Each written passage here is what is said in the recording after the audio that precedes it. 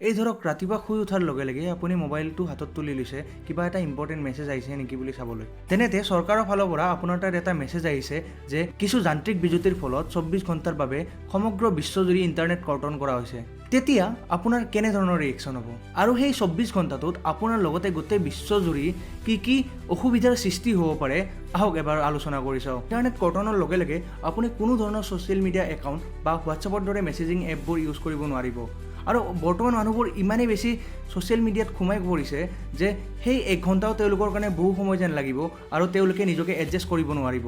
লগতে Google driver দৰে যিবোৰ অনলাইন ডাটাবেছ আছে সেইবোৰো আপুনি এক্সেছ কৰিব নোৱাৰিব। সকলো ধৰণৰ অনলাইন শ্বপিং এপবোৰ কাম নকৰা হৈ যাব। ৰেপিড' উবাৰৰ দৰে অনলাইন ছাৰ্ভিচবোৰ বন্ধ হৈ পৰিব। লগতে বেংকবোৰ স্তব্ধ হৈ পৰিব কাৰণ বেংকৰ বেছিভাগ কাম অনলাইনত হয় বৰ্তমান। দেশৰ ষ্টক মাৰ্কেট একেবাৰে ৰখি যাব। আপোনাৰ নেটফ্লিক্স, ইউটিউব বা তেনেধৰণৰ ভিডিঅ' ষ্ট্ৰিমিং এপবোৰ বন্ধ হৈ যাব। কোনোবাই যদি অনলাইনত পঢ়ি আছিল তেওঁলোকে সেই গোটেই 24 ঘণ্টাটোৰ পঢ়া বন্ধ কৰিব লাগিব। আপোনাৰ ফোনপে', গুগল পে' আদি এপবোৰ কাম নকৰা হৈ পৰিব আৰু অনলাইনৰ এই পে'মেণ্ট এপবোৰ বন্ধ হোৱাৰ লগে লগে যিকোনো ধৰণৰ ব্যৱসায়িক প্ৰতিষ্ঠানবোৰৰ লোকচান হ'ব আৰম্ভ কৰিব। আপুনি কোনো ধৰণৰ অনলাইন টিকেট বুক কৰিব নোৱাৰিব।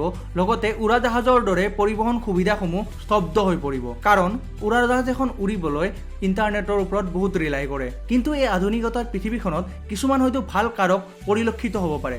মোবাইল বা ইণ্টাৰনেটৰ বাবে আজিকালি দেখা পোৱা যায় যে মানুহে নিজৰ পৰিয়ালৰ লগত সময় ব্যতীত নকৰে। গতিকে তেনে এটা সময়ত চাগে মানুহে নিজৰ পৰিয়ালৰ লগত অকণ সময় ব্যতীত কৰিব যিবোৰ ল'ৰা ছোৱালীয়ে ফিজিকেল এক্টিভিটিছৰ নামত নিজৰ মোবাইলটোতে গেম খেলি থাকে। হয়তো সিদিনাখন সিহঁত বাহিৰ ওলাব আৰু ক্ৰিকেট বা ফুটবলৰ দৰে ফিজিকেল স্পৰ্টছবোৰ খেলিব। গতিকে আপুনি কি ভাবে, পাৰিবনে এই 24 ঘণ্টা নিজকে ছাৰ্ভাইভ কৰি ৰাখিবলৈ? কমেণ্ট কৰি নিশ্চয় জনাব।